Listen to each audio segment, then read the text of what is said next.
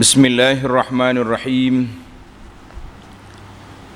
Alhamdulillahi rabbil alamin, wassalatu wassalamu ala rasuli rabbil alamin, nabiyyina Muhammad ibn Abdullah wa ala alihi wa sahbihi wa man walah, amma ba'du. Sambungnya pelajaran kita dalam tafsirul Quran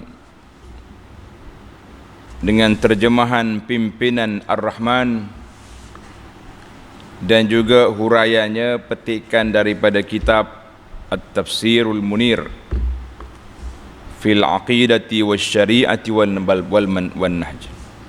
manhaj. Ayat yang ke-94 Suratul A'raf, surah yang ke-7, juzuk yang ke-9, bermula dari ayat 94. A'udzu billahi as-sami'il 'alim minasy syaithanir rajim. Wa ma arsalna fi qaryatin min nabiyyin إلا أخذنا أهلها بالبأساء والضراء لعلهم يضرعون ثم بدلنا مكان السيئة الحسنة حتى عفوا وقالوا قد مس آباءنا الضراء والسراء فأخذناهم بغتة وهم لا يشعرون ولو أن أهل القرى آمنوا واتقوا لفتحنا عليهم بركات من السماء والأرض ولكن كذبوا فأخذناهم بما كانوا يكسبون. Balik semula kita kepada ayat 94. Wa ma arsalna fi qaryatin min nabiyyin illa akhadna ahlaha bil ba'sa'i wad dharra la'allahum yaddarra'un. Dan Allah berfirman, kami tidak mengutuskan dalam sebuah negeri. Tengok dia terjemah sini negeri. Dalam ayat kata qaryah, kena ingat pelajar-pelajar, kalau qaryah dalam Quran iaitulah dengan makna negeri. Kalau kita baca belajar dalam kitab mutalaah tu, qaryatun makna kampung. La, qaryah di sini dengan makna negeri, ay madinatun jami'atun tajma'uz zu'ama, bandar yang mengumpulkan ketua-ketua, pembesar-pembesar duduk di situ. Macam kita panggil Al-Asimah, ibu negara, ibu negeri. Al-Asimah itu mana ibu negeri. Qaryah dengan mana negeri, ibu negeri. Dinamakan dengan qaryah li'annaha, karena di sana terdapat perhimpunan kaum-kaum yang dibangkitkan Rasul kepada mereka. Biasanya Rasul ni dia akan bangkit di mana? Di qaryah, di bandar. Sebab kepala negeri itu duduk di bandar. Kalau kita cakap di bandar, dia pergi ke kampung. Kalau kita cakap di kampung, jarang dia nak lantah naik ke bandar, kecuali zaman internet. Walaupun kita ini duduk di kampung, tapi orang di bandar, orang di luar bandar, orang di luar negara, alhamdulillah dapat mengikuti perkembangan pengajian, kajian yang kita sampaikan. Ini zaman kita, zaman dulu lah bermula di bandar, qaryah itu makna bandar, asimah, turun ke kampung-kampung, ke pendalaman, biasanya bandar tempat orang berkumpul. Maka dalam ayat ini Allah berfirman, kami tidak mengutuskan dalam sebuah negeri, fi qaryatin, sebuah bandar, negeri, seorang nabi yang didustakan oleh penduduknya. Nabi ni jarang dia mari orang terima lalu. Tak. Dia panggil sunnatut tadafu', sunnah pertembungan di antara hak dengan batil, itu tak akan habis. Pertembungan bila di antara hak dengan batil akan berterusan sampai bila-bila. Jangan kita rasa zaman kita ni relax dah. La. Tidak ada relax. Zaman kita akan berlawan juga dengan ahlul batil, orang-orang yang batil yang tak mau menerima Islam. Kami tidak utus dalam negeri Nabi, melainkan kami timpakan mereka dengan kesusahan, al-ba'sa, kesempitan hidup, wad-dara, dan penderitaan penyakit. Kenapa? La'allahum yaddarra'un, supaya mereka tunduk merendah diri, insaf, dan tidak berlaku sombong. Ini tujuannya Allah turunkan bala ni supaya mereka insaf, dengar kata, dengar khabar, tak sombong. Tengok pelajar nota di bawah 221. Allah Subhanahu wa taala menerangkan bahawa di antara undang-undang peraturannya, dalam bahasa Arab dipanggil sunnatullah. Tanda pelajar kita ni, apa nama? Sunnatullah, mana ketetapan yang Allah Ta'ala buat, bahawa Allah tidak menimpakan azab kepada suatu kaum melainkan setelah ia memberi peringatan kepada mereka sekali demi sekali. Nabi bagi tahu, "Hei, ubudullah." Tak irau. Bagi lagi amaran. Ya. Sekali dengan kesusahan dan kepayahannya. Bila tak irau juga, Allah hantar lagi, sempitkan hidup dia. Sunnatullah fit tadyiq, menyempitkan hidup. Ataupun Allah nak uji mereka, dia bagi kelapangan hidup yang luas. Dua-dua tu ujian. Tuhan kata apa dalam ayat ni? Sekali dengan kesusahan dan kepayahan, supaya mereka insaf dan tunduk taat, dan sekali pula dengan kesenangan dan kemewahan, supaya mereka bersyukur dan menghargai nikmat Allah Ta'ala itu. Dua ya Allah Ta'ala, uji susah, uji senang. Kalau itu dan ini, susah dengan senang, tidak juga menimbulkan kesan yang baik, ketika itu mereka akan ditimpakan dengan kebinasaan. Mencari penyakit lah. Masa tu mereka akan ditimpa dengan azab, wal'iyazubillah. Tengok dia punya sombong, takabur, gerah kepala, ada belaka. Tanda pelajar, ayat 94 ini datang setelah Allah SWT sebut kepada kita 5 kisah para Nabi. Nuh, kan? Siapa dia lagi? Hud, Saleh, Lut, Syuaib. Ingat 5 kisah yang telah kita sebut. Dan bagaimana kelima-lima kaum yang derhaka itu telah dibinasakan oleh Allah Azza wa Jalla. Binasa belaka. Maka cara Allah uji kita dengan 2 cara, susah atau senang. Orang kafir dua-dua ni melompat belaka. Kalau susah, susah. Kalau senang, dia menjadi takabur. Maka Nabi SAW ajar kepada kita, sebagaimana hadis yang dikeluarkan oleh Imam Bukhari Muslim, Nabi kata apa? Ajaban li amril mu'min, pelik urusan orang mukmin. Wa in asabathu darra sabar fakana khairan lah. Kalau Allah Ta'ala uji dia susah, dia sabar, itu lebih baik. Wa in asabathu sarra, kalau dia senang, dia syukur, itu lebih baik. Naknya apa dia? Naknya kita ni duduk antara dua, sabar, ujian, syukur kalau di nikmat. Dalam hadis lain yang dikeluarkan oleh Imam Muslim dan Tirmizi, la yazalul bala'u bi'min hatta yakhruja naqiyan min zunubihi.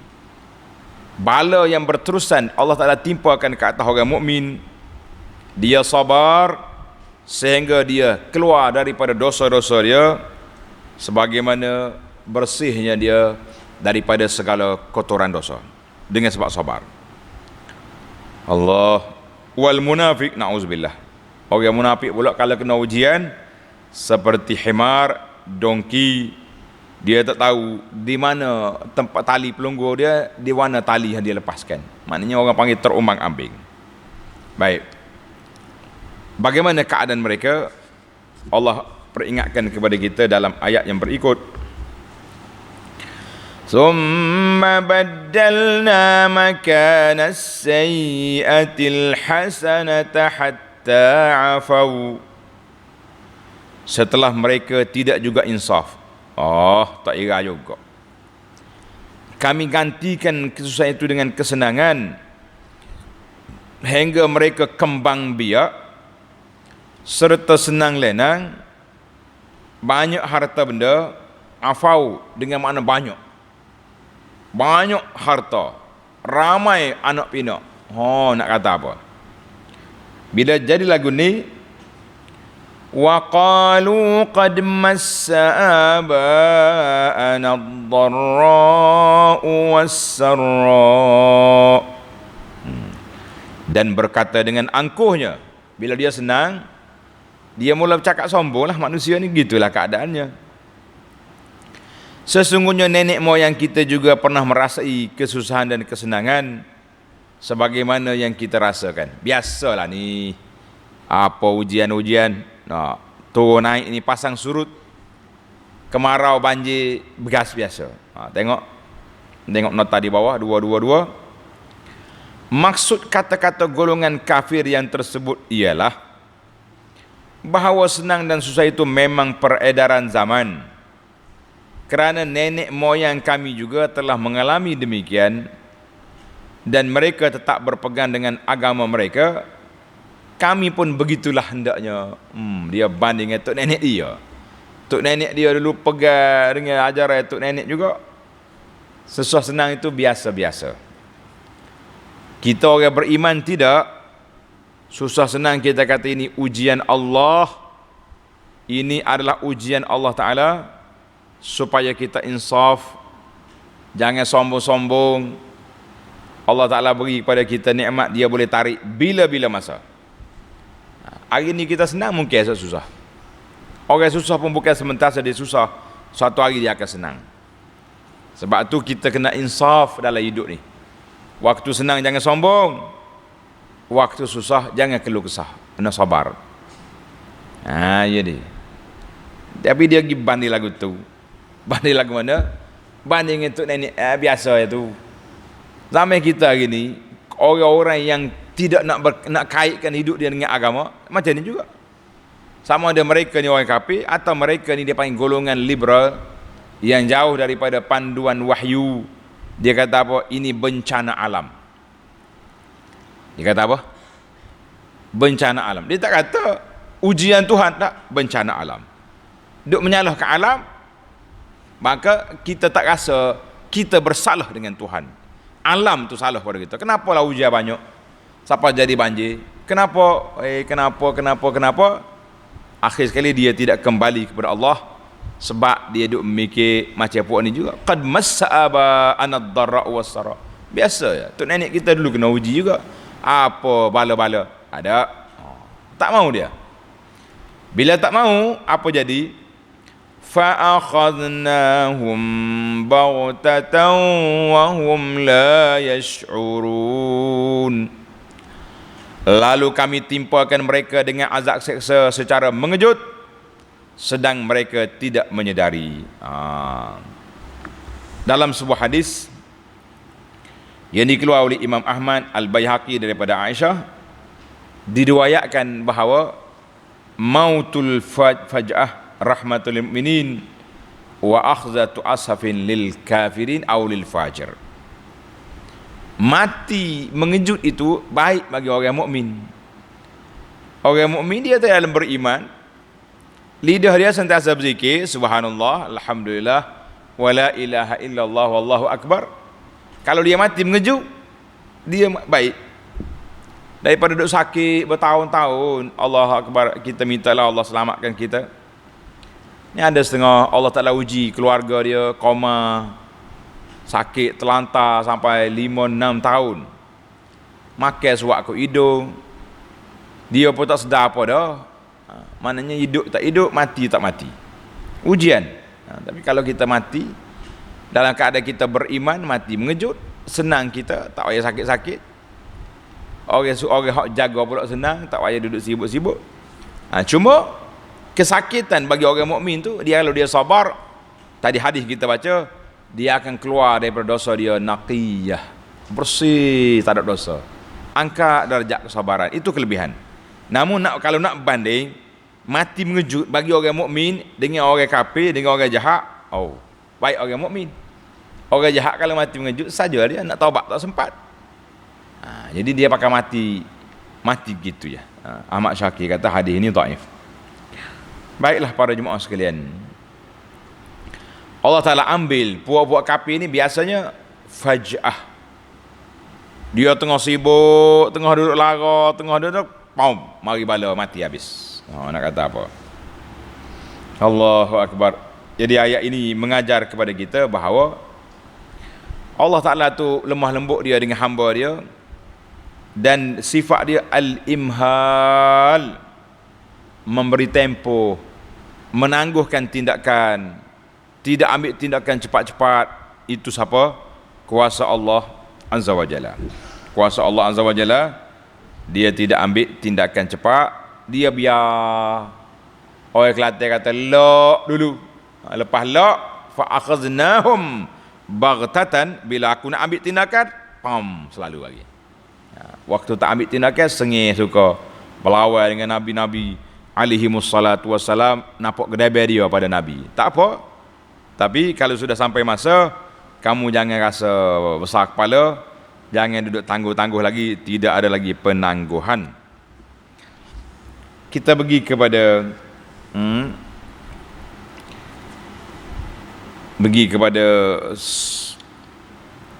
ayat yang ke-96. Walau anna ahlal qura amanu wattaqaw lafatahna alaihim barakatim minas samai wal ard. Dan Allah berfirman lagi, kalau sekiranya penduduk negeri itu beriman serta bertakwa, mana-mana negeri lah, tak kira negeri mana, kalau ahlul qura, penduduk negeri itu beriman dan bertakwa, apa yang kita dapat? Ayat ini Allah Ta'ala cerita setelah dia menceritakan golongan mutamarridun, pemberontak-pemberontak, pelampau-pelampau daripada ahli-ahli bandar negeri yang derhaka, Allah binasakan mereka. Kemudian dia mari ayat ini pula tentang baldatun tayyibatun, iaitulah negeri yang berkat, negeri yang baik, penduduknya beriman serta bertakwa. Apa kita dapat? Tengok, la fatahna alaihim barakatim minas samai wal ard, tentulah kami akan membukakan kepada mereka pintu pengurniaan, pintu langit yang melimpah-limpah berkatnya dari langit dan bumi. Allahu Akbar. Kita ni para jemaah sekalian, banyak sumber hidup kita ni ambil daripada mana? Ambil mana? Ambil daripada langit. Dok, saya makan buah-buahan ada daripada pokok, makan sayur yang ditanam atas bumi. Kita kata na'am, sahih. Tapi kita kena ingat, pokok tu nak subur, nak hidup dengan apa? Air. Air turun dari langit. Pokok subur, kemudian dari bumi juga ada. Umbi dia di bumi, kena ada baja kan. Maka itu dia panggil barakatim minas sama. Allah kata aku turunkan berkat dari langit. Cuma kita kena ingatlah, kita ni kadang-kadang tidak terfikir panjang tentang Allah Ta'ala turunkan berkat dari langit, iaitulah air hujan. Wa anzalna minas sama'i ma'an tahura. Tuhan kata aku turunkan air dari langit, bersih keadaan. Cuma bila mari kilang-kilang bahan kimia naik banyak ni, air itu ada masalah sedikit di awal turunnya. Tapi kita kena ingat, air hujan Allah Ta'ala turun, kita lepas yang masuk dalam parit. Tidak ada takungan. Mana kalau kita ada takungan air, kita boleh rawat, masuk ubat ke macam mana. Nah, cara-cara yang dibenarkan oleh pihak kesihatan, kita boleh rawat air itu.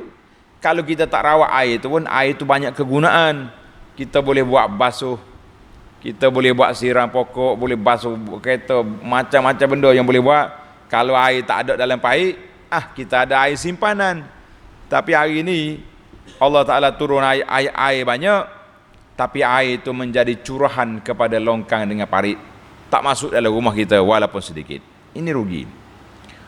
Kita tanda air, tanda itu apa ni, simpan air ni baik-baik. Tapi kena tuduh baik-baik lah, jangan jadi sarang apa ni, sarang gegak, sarang ubat nyamuk Aedes pula kan. Adalah peraturan-peraturan dia. Sebab tu bila kita bercakap tentang nikmat Allah Ta'ala, sebagai seorang Muslim, biar berlapiklah sikit. Jangan kata pula air hujan ni air yang tidak selamat digunakan. Kena buat bagi huraian. Air telaga, air hujan, air boring, semua ni air mari daripada Allah Azza wa Jalla beri pada kita. Kalau semuanya kering, apa nak buat? Bala. Sekarang ni air ada, cuma kita tak pandai guna. Cubalah guna. Berapa ramai kawan-kawan kita hidup dengan air yang diboring. Alhamdulillah selamat je mereka. Bagilah garis panduan bagaimana air ini dirawat, contohnya kita. Jadi kita bercakap, biarlah sebagai seorang mukmin, sebagai seorang beriman, biarlah dalam kepala kita ada timbang tara nak bercakap tentang perlunya rawatan ke apa, tapi kita letak dulu nikmat yang besar itu, anugerah Allah Azza wa Jalla. Jangan suka-suka kita bercakap ulas ikut hawa nafsu semata-mata, jangan. Itu air barakatin minas sama. Lah air turun, hujan turun bawa rahmat. Hari ni hujan turun bawa banjir, bukan bawa rahmat. Air pun hanyut gitu ya, kita tak tahu gimana. Nak kata tersimpan dalam sungai, tak naik juga air sungai. Kecuali musim banjir cerita lain. Air sungai kering begitulah dia. Allahu akbar. La fatahna alaihim barakatim minas sama'i wal ard. Allah Ta'ala akan buka kepada kita berkat, pintu pengurnian dan melimpah berkatnya dari langit dan bumi. Tetapi mereka mendustakan Rasul kami. Fa'akhadnahum bima kanu yaksibun. Lalu kami timpakan mereka dengan azab seksa disebabkan apa yang telah mereka usahakan. Habislah. Usaha gapo atas dunia dulu. Beriman selamat, kafir cari penyakit. Dua tu ya kita ni. Beriman selamat, tulis itu. Kafir, engkar, bermakna kamu cari penyakit. Kita pergi pada ayat 97. Afa amina ahlul qura an ya'tiyahum ba'suna bayata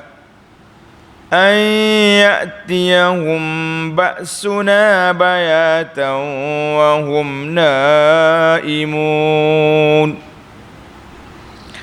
Patutkah penduduk negeri-negeri itu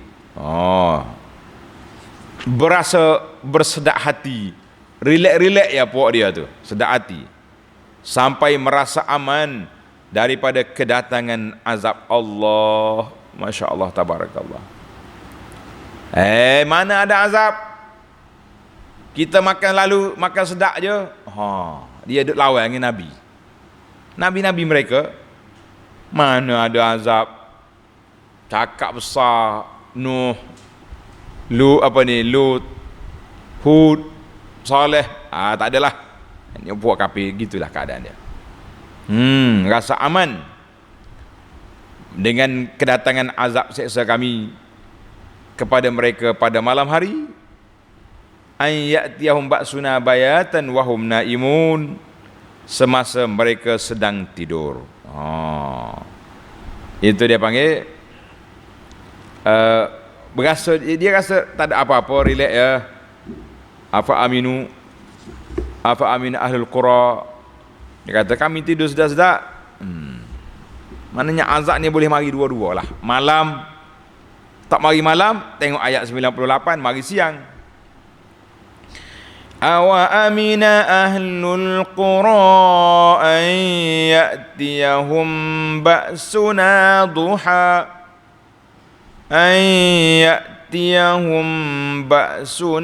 duha wa hum yal'abun.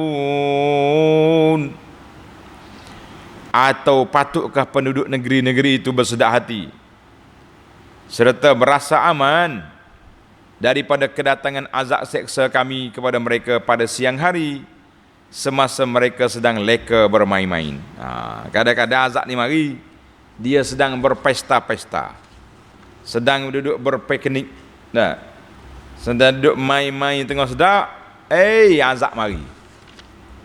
Tu untuk orang kafir, untuk orang derhaka. Kita orang baik-baik pun hati-hati. Sekarang ni banyak benda yang mari. Ni orang duk tular dalam berita, dalam surat khabar, dalam apa ni, maklumat internet. Orang pergi mandi di tempat air terjun. Hati-hati, lata dia panggil ni lah. Tempat air terjun ni, dia panggil kepala air. Dia dengar kepala air. Kita duk mandi, air terjun kan, comel lah, sedap mandi. Rupanya kepala air ni, air ia terkumpul di atas tu. Kumpul dengan sapoh-sapoh dengan kayu-kayu. Tiba-tiba kayu itu bergerak. Dia turun kepala air tu, dengan kayunya, dengan baloknya, dengan habis Kalau orang ada bawah tu gak, qalu lah jawab dia nya. Qalu apa? Inna lillahi wa inna ilaihi raji'un. Mati. Aja banyak ke. Patut hati-hati. Terutama sekali kalau lepas berlaku hujan lebat, jangan duk pergi main di lata tu. Hanya terjun kepala air, dia panggil kepala air, istilah dia lah. Berlaku. Wahum yal'abun, sedang mereka bermain-main. Jadi kita orang beriman pun kena ambil perhatian begini, kena ambil sunnatul hayah dia panggil ni. Cuma orang kafir ni begitulah keadaan mereka, tengah leka, lalai, tengah duk pesta, tengah duk mabuk arak, mentak darah babi contohnya. Waktu tu mari azab, apa nak buat? Anda tengok video ni waktu tsunami. Pernah dengar tsunami? Ni budak-budak kecil ni, tsunami ni umur berapa lagi dia?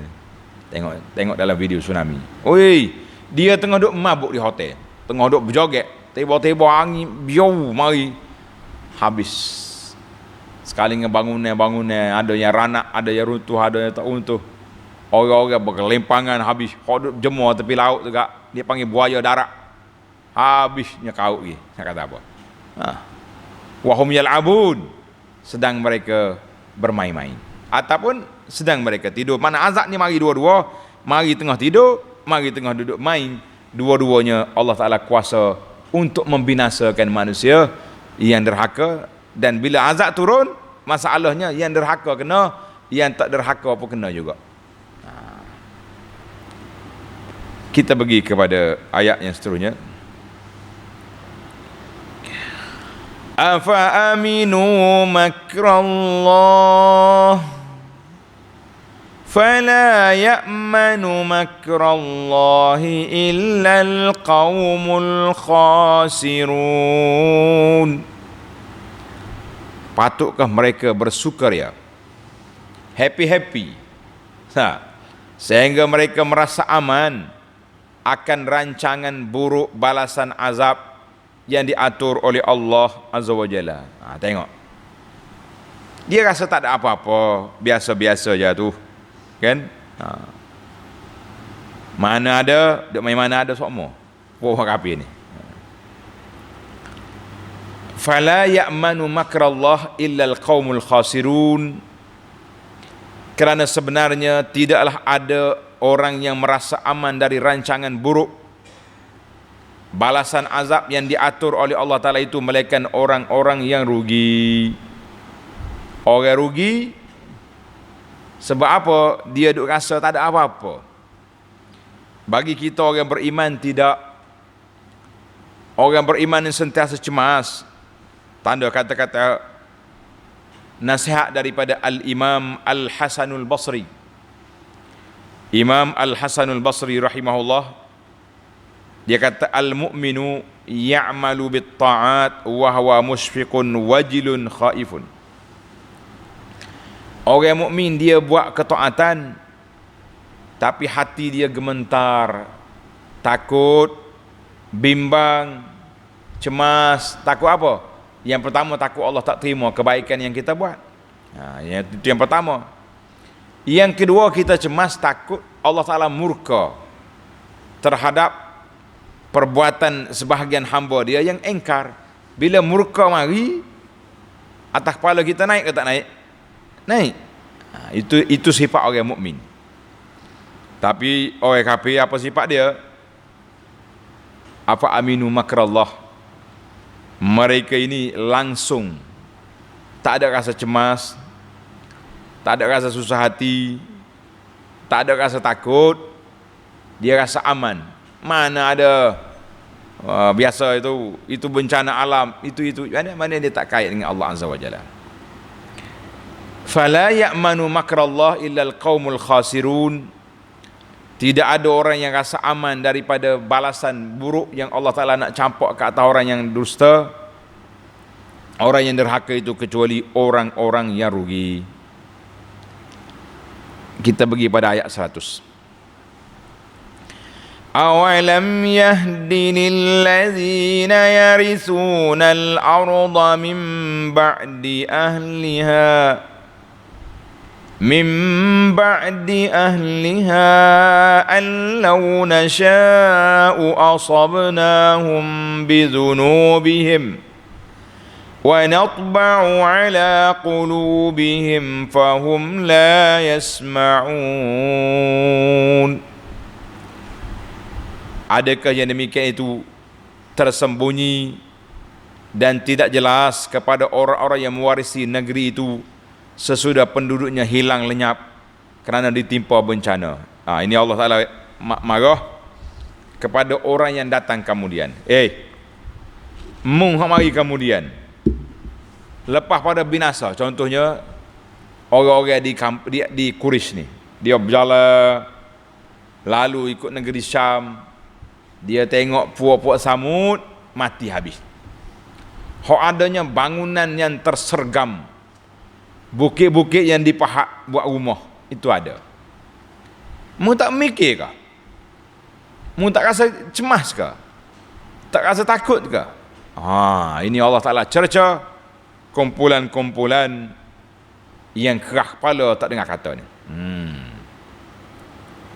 Bahawa kalau kami kehendaki, tentulah kami akan menimpakan mereka pula dengan azab seksa disebabkan dosa-dosa mereka. Kalau mu nak Allah Ta'ala nak kena pergi, puak mu pula kena. Memang kena pun. Puak Quraisy yang terawal kena di mana? Di dalam peperangan Badar. 70 orang kumpulan dia mati. Kena habis. Cuma beza tanda ni pelajar. Beza di antara umat Muhammad sallallahu alaihi wasallam dengan umat lain. Umat lain ni bila mari binasa, dia binasa habis. Habis satu negeri, lenyap. Tengok puak-puak Nabi Hud. Wa ila adin akhahum huda. Kan dalam ayat yang kita bincang lepas, berapa ribu orang mati? Terlupa. 5,000. Sekali dia Allah Ta'ala hantar mari bala, lenyap habis saja. Tak apa. Kaum Lut, Qura Sadum, 1,000 orang balik bumi, habis. Tapi umat Muhammad sallallahu alaihi wasallam ini, sebab Nabi dia bersifat rahmatan lil alamin, Allah Ta'ala tidak binasakan ramai, tak, sikit-sikit. Dalam perang Badar, ia matinya hanya seramai 70 orang ketua Quraisy. Itu je. Dalam hadis kata, beza di antara Nabi kita ni, umat lain mati di hadapan Nabi mereka. Nabi dia tengok bergelar, mati dah pun. Tapi umat Muhammad sallallahu alaihi wasallam, Allah Ta'ala tidak binasakan umat ini sedang Nabi bersama mereka, dan Allah tidak binasakan umat ini wahum yastaghfirun, sedang mereka beristighfar. Tak ada. Maka anak orang umat lain habis, hancur lebur habis. Tengok ayat.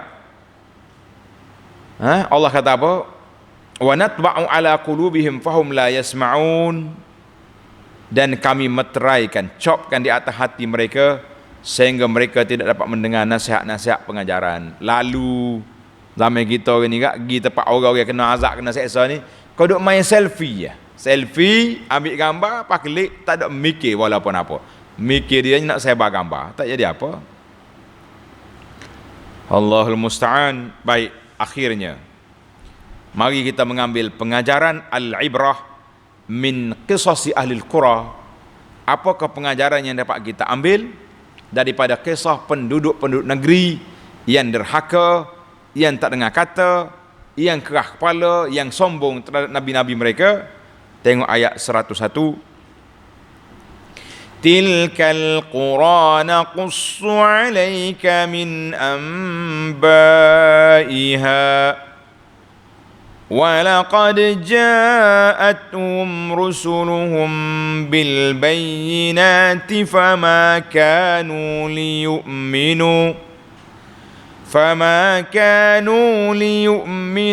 bima kazzabu min qabl kadzalika yatba'u Allahu 'ala qulubil kafirin. Apa pengajarannya? Negeri-negeri yang telah kami binasakan itu, kami ceritakan sebahagian dari khabar beritanya kepadamu, wahai Muhammad sallallahu alaihi wasallam. Dan sesungguhnya telah datang kepada mereka rasul-rasul mereka dengan membawa keterangan-keterangan nyata, yang nyata mukjizatnya sudah jelas. Sesudah itu mereka tidak juga beriman kepada apa yang mereka telah mendustakannya dahulu. Minta tanda, minta dengan Nabi Saleh nak uta keluar, musmeleh. Ya, ingat kita ada 9 orang penyaga sekak unta, maka si Qudar bin Salif yang tikam unta. Tak jadi. Sesudah itu mereka tidak juga beriman kepada apa yang mereka telah mendustakannya dahulu. Demikianlah Allah meteraikan, Allah chop, Allah tutup, seal di atas hati orang-orang yang kafir. Dia tengoklah apa benda pun tidak jadi. Tak jadi. Dia panggil apa ni? Tidak memberi kesan yang baik dalam jiwa mereka. Wal'iyazbillah. Kita pergi kepada pengajaran yang terakhir dalam siri ini, ayat 102. Wa ma wajadna li aktsarihim min 'ahd wa in wajadna aktsarahum lafasiqin. Allah. Dan kami tidak mendapati ada bagi kebanyakan mereka sebarang janji yang ditepati. Tak. Minta mukjizat, tengok, ini sihir, tak mengaku. Seperti apa yang berlaku pada Firaun.